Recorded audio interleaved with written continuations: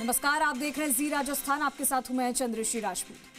देव उठनी एकादशी का व्रत है आज, और आज देव उठनी एकादशी पर भगवान विष्णु योग निद्रा से जागते हैं और चातुर्मास का समापन होता है। देव उठनी एकादशी पर लोग देवों को जागृत करते हैं, उसके बाद शुभ कार्य प्रारंभ हो जाएंगे। पूजा के समय गीत गाकर देवों को उठाया जाता है। देव उठनी एकादशी का व्रत कार्तिक मास के शुक्ल पक्ष की एकादशी को किया जाता है और पूरे साल में आने वाली 24 एकादशी में सबसे महत्वपूर्ण यही एकादशी मानी जाती है। और इस दिन सच्चे मन से भगवान विष्णु और माता लक्ष्मी की पूजा करने से पुण्य फल की प्राप्ति होती है। इस एकादशी के बाद से ही शादी, मुंडन, गृह प्रवेश जैसे शुभ काम आप कर सकते हैं। आइए जानते हैं देव उठनी एकादशी तिथि की पूजा विधि, देवों को जगाने का तरीका और पूजा का मुहूर्त क्या है। इसके लिए चर्चा के लिए ही हमारे साथ हमारे स्टूडियो में जुड़ चुके हैं हमारे दो ज्योतिषाचार्य। हम उनसे भी आपको मिलवाएंगे, लेकिन उससे पहले आपको दिखाते हैं एक रिपोर्ट। देव उठनी एकादशी हिंदू धर्म का एक पावन पर्व है। ये दिन भगवान विष्णु के योग निद्रा से जागने का प्रतीक है।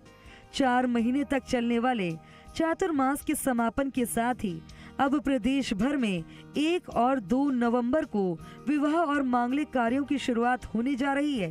हालांकि शुरुआत में पंचांगीय सावे नहीं होने से मांगलिक कार्य देव जगने के करीब 20 दिन बाद शुरू होंगे। ज्योतिष विदों के मुताबिक चातुर्मास के दौरान रुके विवाह, गृह प्रवेश और मुंडन जैसे मांगलिक कार्य अब फिर से शुरू हो सकेंगे। नवंबर माह में सूर्य तुला राशि में होने और दिसंबर में शुक्र अस्त होने के चलते इस बार सावों के मुहूर्त कम ही है।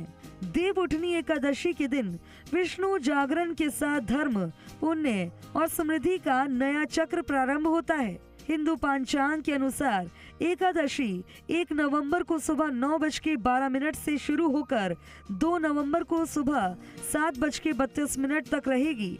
इसलिए देव उठनी एकादशी 1 और 2 नवंबर दोनों दिन मनाई जाएगी। आराध्य देव गोविंद देव जी मंदिर में उदया तिथि के अनुसार 2 नवंबर को एकादशी मनाई जाएगी। इसी दिन तुलसी शालिग्राम के विवाह होंगे। इसके साथ ही सभी मांगलिक कार्यों की विविध शुरुआत हो जाएगी। तुलसी विवाह को शुभ विवाहों की शुरुआत का प्रतीक माना जाता है। आषाढ़ शुक्ल एकादशी को देव शयन होता है, वो 4 महीने बाद कार्तिक शुक्ल पक्ष की एकादशी को देव उत्थापन होता है। इस बार देव उठनी एकादशी 1 और 2 नवंबर की पड़ रही है और इसमें अबूझ सावे और शुभ कार्य का प्रारंभ हो जाएगा और उसके पश्चात सभी शुभ कार्यों का प्रारंभ हो जाएगा। इस बार देव उठनी एकादशी पे गृहारंभ, गृह प्रवेश के साथ विवाह मुहूर्त और सभी शुभ कार्य प्रारंभ हो रहे हैं। उसके पश्चात लगभग 45 दिन ये शुभ कार्य प्रारंभ रहेंगे। ज्योतिषाचार्य ने बताया कि इस 2 माह में 8 प्रमुख सावे रहेंगे। आखिरी सावा 12 दिसंबर को रहेगा। इसके बाद मलमास लग जाएगा, जिससे विवाह और अन्य शुभ कार्यों पर विराम लग जाएगा। 15 दिसंबर से 14 जनवरी तक सूर्य के धनु राशि में रहने से मांगलिक कार्य नहीं होंगे। जब सूर्य 14 जनवरी को मकर राशि में प्रवेश करेंगे, तब पुनः शुभ कार्य प्रारंभ हो जाएंगे। नवंबर में पंचांगीय सावा 22, 23, 25 और 30 को शुभ लगन रहेंगे। 30 नवंबर को दिन और रात दोनों समय विवाह योग्य लगन रहेंगे। दिसंबर में 4, 11 और 12 तारीख तक शुभ विवाह के मुहूर्त रहेंगे। देव उठनी एकादशी का महत्व केवल धार्मिक अनुष्ठान तक सीमित नहीं है। जयपुर के बैंड कलाकारों और वेडिंग प्लानर्स के चेहरों पर अब चमक लौट आई है। देव उठते हैं तो हमारा भी सीजन उठ जाता है। यह पर्व जीवन के गहरे संदेश देता है कि विश्राम और जागरण दोनों ही आवश्यक है। दीपक गोयल, जी मीडिया, जयपुर।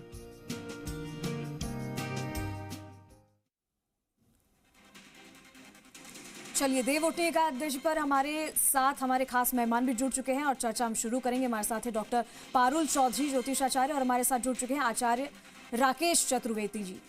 आप दोनों का स्वागत है जी राजस्थान पर। आज हम बात करेंगे देव उठनी एकादशी पर और किस तरीके से व्रत और पूजा की जाती है आज के दिन, वो आपको बताएंगे। सबसे पहले हम पारुल जी के पास जाना चाहेंगे। पारुल जी, देव उठनी एकादशी का महत्व कितना होता है, क्या कुछ खास होता है इस दिन और कैसे पूजा व्रत की जाती है? जी राजस्थान के सभी दर्शकों को देव उठनी एकादशी की बहुत बहुत शुभकामनाएं। तो बहुत ही सुंदर सवाल है। पहले तो ये हम थोड़ा सा डाउट्स क्लियर करते हैं, 1 की है 2 की है, जो बहुत डाउट्स हो रहे हैं आज हमारे, भ्रमित हो रही है हमारी जो जनता है। मैं बताना चाहूँगी आपको, आज ही देव उठनी एकादशी मनाई जाएगी। जो आज हमको देवों को जो उठाया जाएगा आज ही है। और देव उठनी एकादशी को प्रबोधनी एकादशी भी कहा जाता है। यानी आज विष्णु जी हमारे जो श्री हरि हैं, इनको उठाया जाएगा आज के दिन।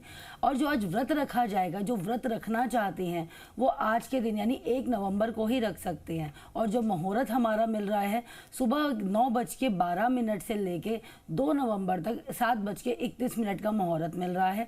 और जो व्रत का पारण करना चाहते हैं यानी जो पारण होगा तो उसका मुहूर्त रहेगा 2 नवंबर का आपका दोपहर का 1:11 से लेके 3:23 का, यानी कि 2 घंटे के अंतराल आप अपने व्रत का पारण भी कर सकते हैं।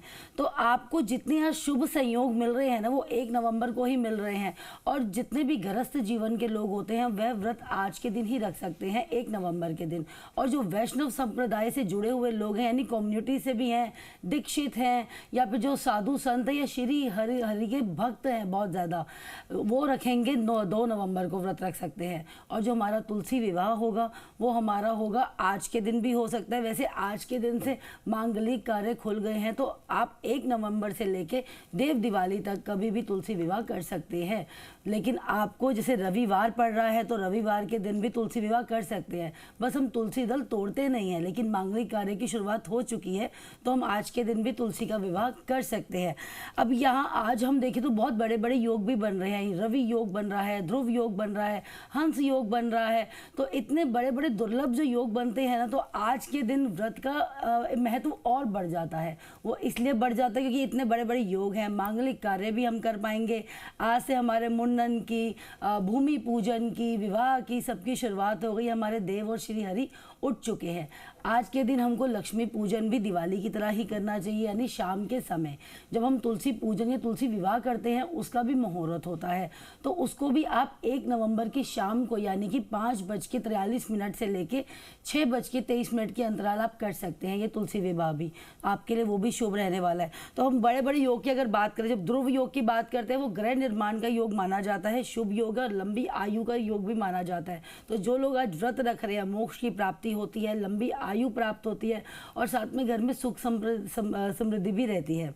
अब हम विवाह के जो मुहूर्त देखें, अभी देखें गुरु जो है हमारे कर्क राशि में रहकर भी हंस योग राजयोग बना रहे हैं। कन्या राशि में शुक्र रह के हमारे राहु के साथ नव पंचम राजयोग बना रहे हैं। और मंगल वृश्चिक राशि में है आकर इस टाइम पे रोचक राजयोग बना रहे हैं। तो बड़े बड़े राजयोग भी आज ही बन रहे हैं। अब गुरु शनि मंगल त्रिकोण स्थिति में जाकर हमारे नव पंचम राजयोग का निर्माण कर रहे हैं। और चंद्रमा मीन राशि में तो विष योग का निर्माण कर रहे हैं। तो आज के दिन अच्छे अच्छे योग तो हमको मिल ही रहे हैं। साथ ही साथ देव उठनी एकादशी की जो महत्व होता है और ज़्यादा बढ़ जाता है, क्योंकि 4 महीने के बाद, आषाढ़ के बाद अब हमारे देव श्री हरि उठ रहे हैं। यानी आपकी सोई भी किस्मत भी जाग रही है, आपके कर्म भी उठ रहे हैं। आप आज जो कार्य करते हैं ना, आपने पूरा साल भले ही कोई पूजा पाठ नहीं करी है, लेकिन आप इन 5 दिनों में, जिसे हम 5 मेन एकादशी जो कहते हैं, कास्ती बोलते हैं हम जिन्हें, 5 कास्तियाँ जो होती हैं बड़ी, आप उसमें दीप दान करते हैं, पूजा पाठ करते हैं या दान करते हैं, उसका महत्व आपको 365 दिन का ही मिलता है। यानी अगर आपने पूरा साल कोई पाप करे हैं, कोई बुरे कर्म करे हैं या आप पूजा पाठ कर ही नहीं पाए किसी भी कारणवश, तो आप ये 5 दिन में दीप दान भी करेंगे तो आपको पूर्ण ही फल प्राप्त होता है। जी, तो काफ़ी सारी चीज़ें पारू जी ने आपको यहाँ पर बताई है। अब राकेश जी का रुख करेंगे। आचार्य जी कहते हैं कि योग निद्रा से जागते हैं भगवान विष्णु 4 महीने के बाद में, और फिर उसके बाद में नए कार्य, अच्छे कार्य, शुभ कार्य हम कर सकते हैं। लेकिन ये जो शुरुआत हो जाती है वो कैसे होती है? और कहा जाता है कि ये जो देव उठनी एकादशी है वो जितनी भी एकादशी आती है साल में सबसे बड़ी और महत्वपूर्ण होती है, कैसे? बिल्कुल, सर्वप्रथम तो जी समूह के सभी दर्शकों को मेरा वंदन है और अनंत शुभकामनाएं आपको इस देव उठनी एकादशी पर्व की। देव उठनी एकादशी अपने आप में जो है सबसे विशेष है। उसका पहला मुख्य कारण है कि 4 माह तक लगातार शयन मुद्रा में होते हुए जो है भगवान विष्णु जो है आज जागृत अवस्था में आएंगे और आज ही जो है शालिग्राम जो उनके ही स्वरूप हैं उनके साथ माँ तुलसी का विवाह होगा। और यह जो तिथि है अपने आप में महत्वपूर्ण हो जाती। कहते हैं कि आज के दिन यानी एकादशी के दिन जो है, कार्तिक एकादशी के दिन जो है, किसी भी प्रकार के मुहूर्त देखने की जरूरत नहीं है।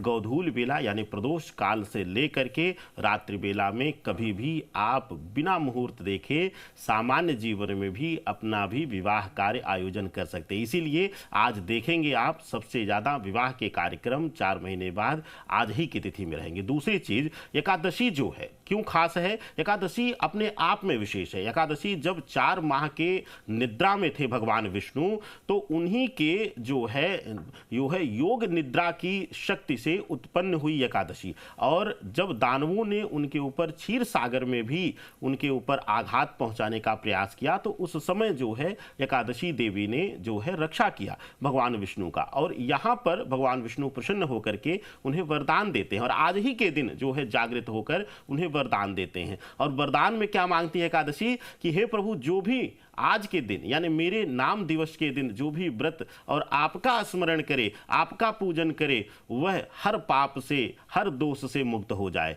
और यही कारण है कि इसको जो है समय समय पर जो है आप देखें पांडवों ने भी इसका किया, भगवान कृष्ण ने स्वयं किया है इस व्रत को। तो ऐसी अवस्था में पाप मुक्ति के लिए तो यह व्रत है ही, यह एकादशी तिथि है ही, उसके लिए यह विशेष हो जाती है कि जो है 12 माह में कोई भी एकादशी आप कर लेते हैं तो भगवान विष्णु आपके हर प्रकार के कष्ट दूर करते हैं। दूसरा, इस एकादशी का सबसे ज्यादा जो महत्व है, लगातार 4 माह चौमासा जो है क्षीर सागर में जो है चिर निद्रा में लीन होने के कारण किसी भी प्रकार का सनातन वैदिक धर्म में किसी भी प्रकार का मांगलिक कार्यक्रम नहीं होता है, जिसमें मंगल कार्यक्रम हो नहीं होता है, और आज की तिथि से ही आरंभ हो जाता है। और आज हम भगवान विष्णु को शयन से जगा करके प्रातःकालीन वंदना करके उसके बाद संध्या वेला में उन्हीं के स्वरूप से जो है शालिग्राम के साथ विवाह आयोजन करके भगवती का एक नए सृजन का, देखिए यह जो एकादशी है यह 4 माह के जो है शयन के बाद एक नए सृजन और नई सृष्टि के स्वरूप का जो है हम परिकल्पना करते हैं और वंदना करते हैं। ऐसी अवस्था में इस एकादशी का जो है महत्व बढ़ जाता है। और दूसरा, जैसे हमने दीपावली के आसपास सुना है, लोग बोलते हैं कि 5 दिवसीय, वास्तविक 5 दिवसीय उत्सव यह है सनातन का।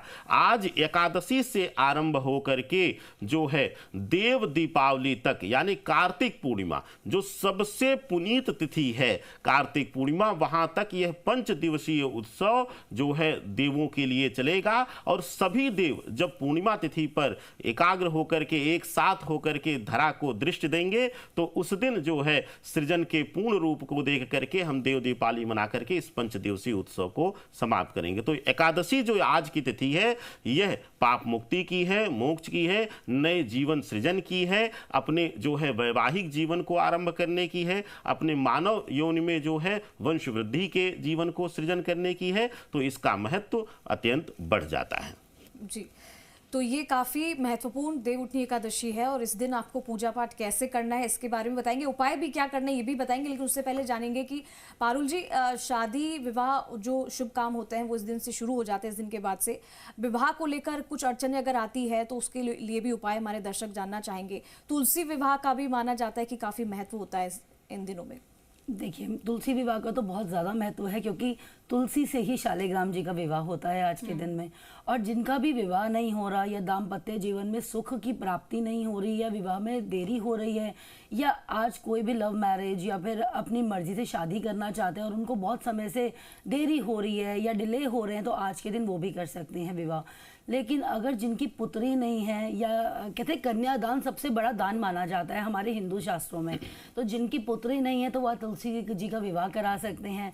वहाँ पे आप तुलसी दान कर सकते हैं। तुलसी जी को पुत्री रूपी माना जाता है तो उनको पूर्ण विवाह होता है उनका, प्रॉपरली 5 दिन की उनकी जो सेवा की जाती है, फिर उनको मतलब भेजा जाता है, प्रॉपरली उनको भेजा जाता है, विदाई करी जाती है। अब जैसे इसमें एक सवाल यह भी आता है कि हम पुत्री को अपनी विदा नहीं करते बुधवार के दिन में, जैसे जैसे कि जो लोग इस टाइम पे देव दिवाली पे विदा करना चाहते हैं तो उस दिन विदा भी नहीं करते हैं, तो आप जो भी तुलसी विवाह करना चाहते हैं तो वो पहले ही विवाह कर लीजिएगा। जैसे मैंने बताया, आज के दिन से देव दिवाली यानी पूर्णिमा तक आप कभी भी विवाह कर सकते हैं। अब जिनकी भी शादी नहीं हो रही है, डिले हो रहे हैं, या अगर आप अपनी कुंडली देखते हैं तो वहाँ पे कुछ क्रूर ग्रह, पाप ग्रह से बैठे हुए हैं जो आपको शादी का सुख जीवन प्राप्त नहीं करने दे रहे हैं, तो आपको आज के दिन तुलसी जी की सेवा ज़रूर करनी चाहिए, उनका विवाह ज़रूर कराना चाहिए। अगर आप इतने समर्थ नहीं हैं विवाह करा पाएँ तो आप उसमें शामिल हो जाइए। थोड़ा बहुत जो आप दान कर सकते हैं वो कर दीजिए, नहीं कर सकते हो आज आप गाय के जो घी का होता है दीपक तुलसी माँ के आगे आप ज़रूर जलाएं। और साथ में जिनका विवाह नहीं हो रहा, सबसे पहले वो क्या करें, आप आज सुबह सुबह आप माँ को, पहले तुलसी माँ को आप लाल चुनरी ज़रूर ओढ़ाएं, साथ में 16 श्रृंगार आपको चढ़ाने हैं। उसके बाद जिसका विवाह नहीं हो रहा, आप 11 या 5 गांठें हल्दी की भी चढ़ा सकते हैं। साथ में आप उनको फिर कलावा से बांधिए, 11 कम से कम उनको आपको बांधना है, 11 बार उनको आपको बांधना है। फिर 5 या 7 आपको फेरे लेने होते हैं, यानी चक्र जो उनका है आपको वो लेना है। उसके बाद आपको कामना करनी है कि आपका भी विवाह जल्द ही जल्द हो जाए, या आप जिससे विवाह करना चाहते हैं उससे आपका विवाह हो जाए। और साथ में आज ही आपको कच्चा जो दूध होता है उससे आपको माँ को यानी तुलसी माँ को आपको जल अभिषेक जो करना है वो कच्चे दूध का भी करना है। और साथ में शालिग्राम जी की भी आपको सेवा करनी है, उनको भी आपको वस्त्र जो आप दे सकते हैं वो दें, उनका भी आप मंत्र का जाप करें, ओम नमो भगवते वासुदेवाय का जाप करते जाइए आप।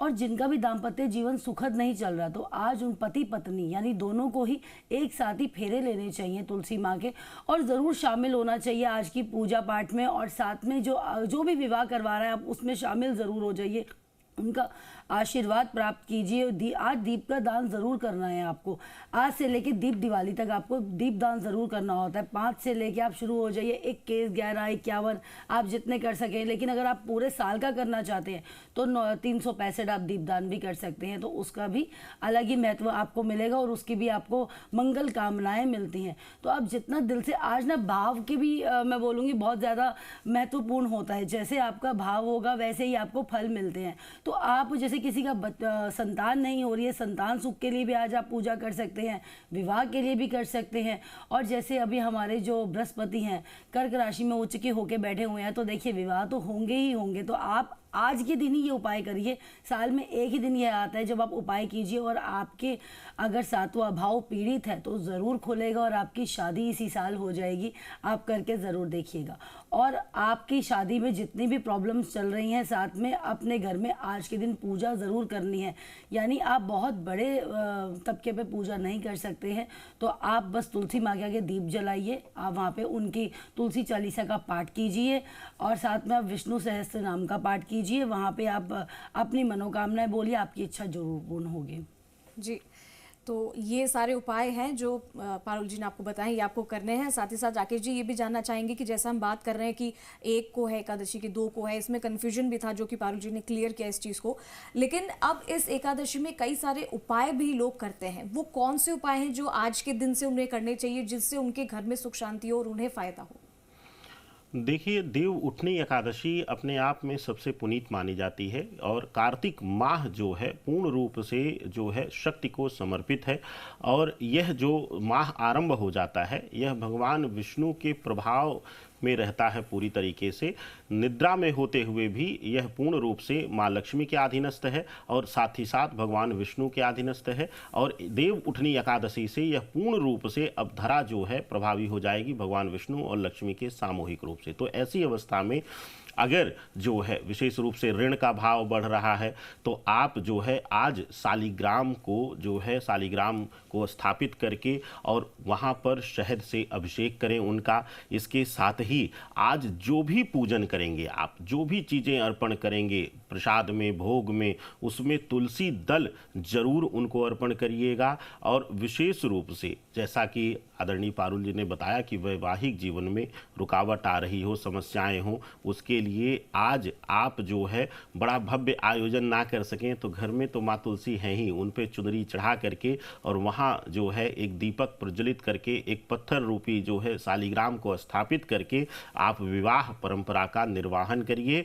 और भाव आपका होता रहे। आपको जरूरी नहीं कि वहाँ वैवाहिक मंत्र आप पढ़ें, वहाँ पर आपका भाव ऐसा होना चाहिए कि आज आप भगवान शालिग्राम और माँ तुलसी का जो है वैवाहिक आयोजन करें। देखिए, हम लोग जब सामान्य कन्यादान या विवाह का आयोजन करने का अवसर मिलता है तो अपने आप को धन्य समझते हैं। तो आज तो आप उस तारणहार प्रभु के जो है विवाह का जो है आज आपको अवसर मिल रहा है आयोजन करने का। तो भव्य ना कर सके तो अपने घर में जरूर करिए और तुलसी दल जो है शालिग्राम को अर्पण करिए। जो है विशेष रूप से पंचगव्य से स्नान कराइए, गाय की 5 चीज़ों से, जैसे दूध, दही, घी इत्यादि से, वहाँ पर गाय के गोबर से गौमूत्र मिला करके वहाँ पर जो है आप उनको स्नान कराइए, गंगा जल से स्नान कराइए, फिर जो है आप उनकी पूजन विधि करिए। और एक विशेष आपको यहाँ पर आयोजन करना है।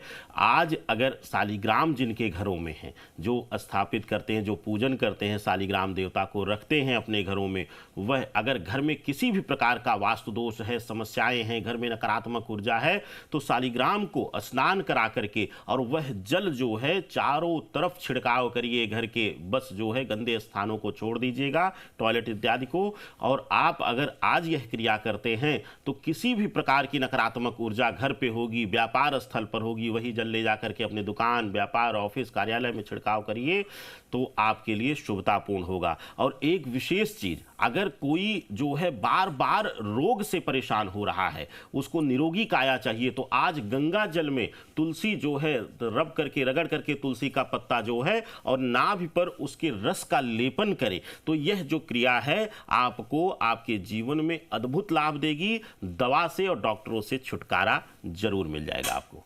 जी, अब हम समय के बारे में भी जान लेते हैं, क्योंकि हमने जाना कि देवउठनी एकादशी कब है, लेकिन पारुल जी सही समय इसका क्या है, इसके ऊपर भी ज़रा बता दीजिए ताकि लोग उसी वक्त से पूजा अर्चना अपनी शुरू करें और अपने जो एकादशी के जो काम है वो भी उस दिन करें। जी, एकादशी की तिथि मानी जाएगी 1 नवंबर को सुबह 9:11 से लेकर प्रारंभ होगी। तिथि का समापन जो होगा अगले दिन यानी 2 नवंबर को 7:31 पर होगा। अब आज के दिन हम बोलते हैं ना, गौना एकादशी भी होती है, बढ़ गई है एक तिथि, कभी क्षय हो जाती है, कभी बढ़ जाती है, क्योंकि हम सूर्योदय के अकॉर्डिंग लेते हैं ये। तो अब ये गौना एकादशी जो हम मानते हैं, ये जो इस टाइम पे जो संप्रदाय के लोग, वैष्णव संप्रदाय के लोग जो कर रहे हैं, उनके लिए देखिए 3 नवंबर 6:34 से लेके 8:46 तक का मुहूर्त रहेगा, जो पूजा पाठ या पारण कर सकते हैं। लेकिन जो पारण का असली महत्व माना जाएगा, मैं बोलूँगी जो व्रत का असली महत्व माना जाएगा, 1 नवंबर को ही करना चाहिए गृहस्थ जीवन वालों को, यानी आपको, हमको, आम लोगों को आज ही अपना व्रत रखना चाहिए। व्रत का जितने भी आपको पालन है वो आज के दिन से ही करने हैं, और जो आपको पारण करना है वह आपको 2 नवंबर को करना है दोपहर के समय, यानी 12:55 के बाद। जो शुभ मुहूर्त है 1:11 से लेके 3:23 का रहेगा पारण का। ठीक है, समय आपने जाना। और राकेश जी, अब एक अंत में, क्योंकि समय का अभाव है, माफी के साथ चाहेंगे, लेकिन अंत में हम चाहेंगे कि आप कुछ ऐसे 2 उपाय बता दीजिए जो हमारे दर्शक अपने एकादशी वाले दिन कर सके। देखिए, आज सबसे पुनीत जो है एकादशी तिथि के व्रत में विशेष रूप से आप लोगों को पता है कि अगली तिथि से यानी कि 10वीं तिथि से ही चावल का परित्याग कर दिया जाता है। अक्षत जो है, चावल जो है भगवान विष्णु को अति प्रिय है, और जो हम अपने गुरु को, जो हम अपने देव को समर्पण करते हैं, प्रयास करते हैं कि उनके ग्रहण करने के बाद ही हम उसको ग्रहण करें। तो पहला चीज बर्ताव रहेगा, आज की तिथि में द्वादशी तिथि तक चावल हमें परित्याग करना रहता है। दूसरा एक विशेष चीज, एकादशी में मौन व्रत करना चाहिए, कम से कम बोलना चाहिए। पहला प्रयास आपको यह करना चाहिए कि कम से कम बोले, वाणी भाव का क्षय कम से कम हो। दूसरा, आज जो है विशेष रूप से पंचामृत बना करके पंचामृत का निर्माण कर लें, तुलसी दल उसमें डाल लें और उसी में शालिग्राम को स्नान कराएं, तो वह चरणामृत बन जाएगा। पंचामृत अलग है प्रसाद, और जब उसमें शालिग्राम स्नान कर लेंगे तो वह चरणामृत बन जाएगा। चरणामृत बना करके वही जो है तुलसी को प्रसाद में अर्पण करें और वही अपने घर में आप ग्रहण करें, यह आपके लिए शुभकारी रहेगा। एक प्रयोग और कर लीजिएगा आप भगवान विष्णु के लिए, प्रसन्नता के लिए, क्योंकि गुरु बृहस्पति जो हैं उन्हीं के प्रभाव में, उन्हीं का अंश माना जाता है। तो अगर किसी भी तरीके की वैवाहिक समस्या, वैवाहिक जीवन में समस्या है, अगर आप स्त्री को दान करने जा रहे हैं तो आप विशेष रूप से पीली साड़ी, पीला वस्त्र, पीली चुनरी आप दान करिए, और कोशिश करिए कि कोई गुरुवृंद हो, जो कुलगुरु हो या कोई संत हो, उनको आप पीला वस्त्र आज दान करते हैं तो अत्यंत शुभकारी आपके लिए माना जाएगा। जी, तो ये इतने सारे उपाय जो कि आपको आज पता चले और आप देव उठनी एकादशी पर जरूर कीजिएगा, इससे आपके जीवन में कुछ बदलाव आएगा। और देव उठनी एकादशी यानी कि देवों के उठने का समय, भगवान के जागने का समय और मंगल काम शुरू करने का समय। पारुल जी और राकेश जी हमारे साथ जुड़ने के लिए, तमाम जानकारी देने के लिए आप दोनों का बहुत बहुत शुक्रिया।